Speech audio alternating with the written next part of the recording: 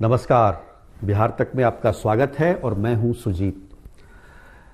क्या पूर्व कृषि मंत्री और आरजेडी के विधायक सुधाकर सिंह पर आरजेडी कोई कार्रवाई कर सकती है? आरजेडी ने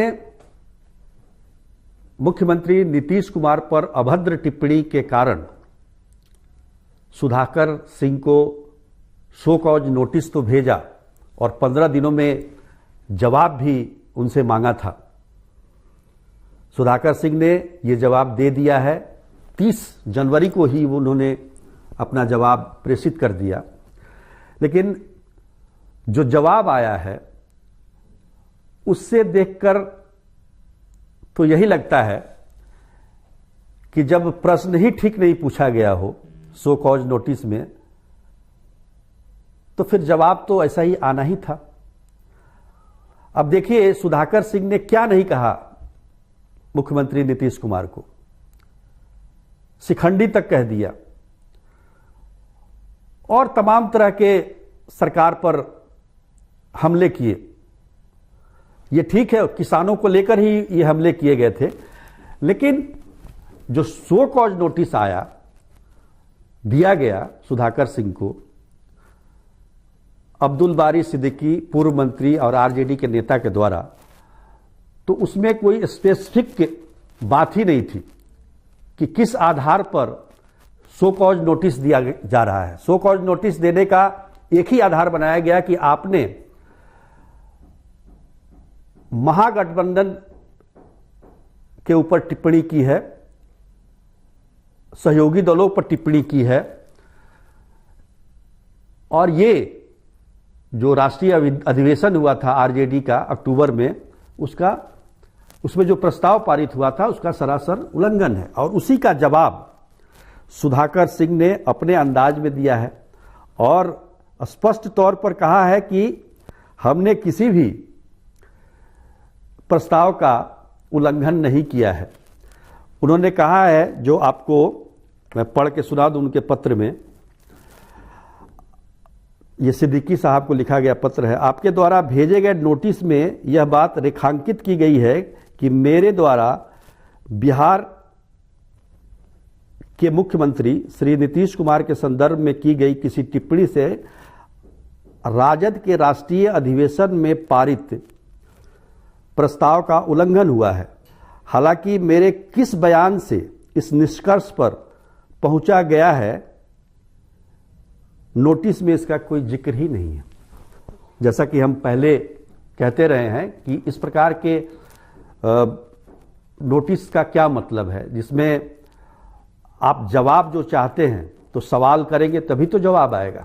आगे सुधाकर सिंह ने लिखा है कि यह बात न सिर्फ त्रुटिपूर्ण एवं निराधार है, बल्कि प्रथम दृष्टया तार्किक भी प्रतीत नहीं होता है, क्योंकि श्री नीतीश कुमार जदयू के नेता हैं और आरजेडी के राष्ट्रीय अधिवेशन में स्वाभाविक तौर पर किसी अन्य राजनीतिक दल या उसके सदस्य से संबंधित न कोई चर्चा हुई थी और न कोई प्रस्ताव पारित हुआ था। साथ ही राष्ट्रीय अधिवेशन में पारित प्रस्ताव में राजद के किसी भी कार्यकर्ता को किसी अन्य दल के कार्यकर्ताओं पर टिप्पणी करने के लिए न तो मना किया गया था और न ही कोई रोक लगाई गई थी। तो स्पष्ट है कि जिस राष्ट्रीय अधिवेशन के प्रस्ताव के आधार पर आरजेडी ने सुधाकर सिंह को शो कॉज किया था, उसका उन्होंने सीधे तौर पर जवाब दे दिया है। और आगे तो बहुत सारी बातें लिखी हुई है कि मैंने जो भी बातें की है वो किसानों के हित में की है। जो कानून है, मंडी कानून को दोबारा से लागू करने का जो संकल्प था आरजेडी का जब वो सत्ता में नहीं थी, उसी को हमने दोहराया है। हमने कहा है कि किसानों को अपना अनाज बेचने के लिए मल्टीपल व्यवस्था होनी चाहिए, जिससे किसानों की आय में वृद्धि हो, और आरजेडी हमेशा किसानों के हित की बात करती है। तो मैंने ऐसा क्या गलत कर दिया? उन्होंने ये भी कहा कि 2000 में जब जगदानंद सिंह, जो कि अभी प्रदेश अध्यक्ष हैं आरजेडी के, और सुधाकर सिंह के पिता भी हैं, उनकी याद दिलाते हुए सुधाकर सिंह ने पत्र में लिखा है कि 2000 में जगदानंद सिंह जब बिहार के जल संसाधन मंत्री थे तब उन्होंने अनाज की उचित खरीद के लिए ट्रेन रोका था भभुआ में। तो आरजेडी जो कि हमेशा किसानों की हित की बात करती है, और जब मैं करता हूं तो इसमें सो कॉज नोटिस का कहां तक सवाल है। अब देखिए, अब सुधाकर सिंह ने तो जवाब दे दिया है।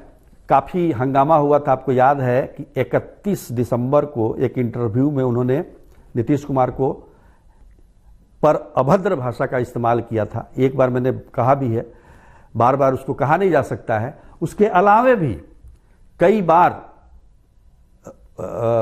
उन्होंने नीतीश कुमार पर हमले बोले, यहां तक कि जब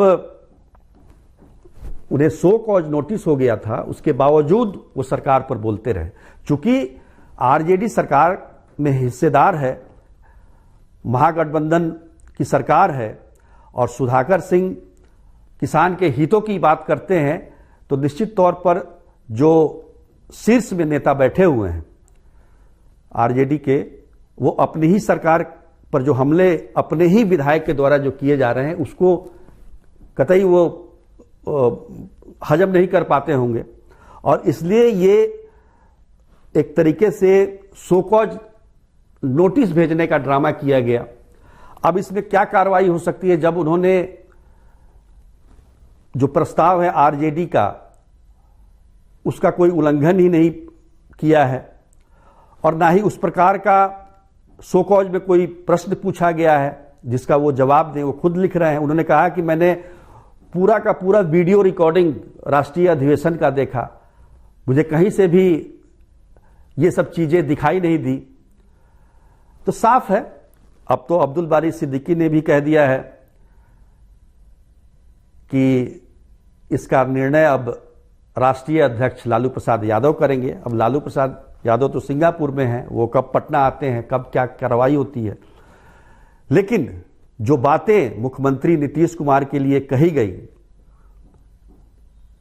वो तो वही की वही है। आज के लिए सिर्फ इतना ही, तब तक के लिए नमस्कार।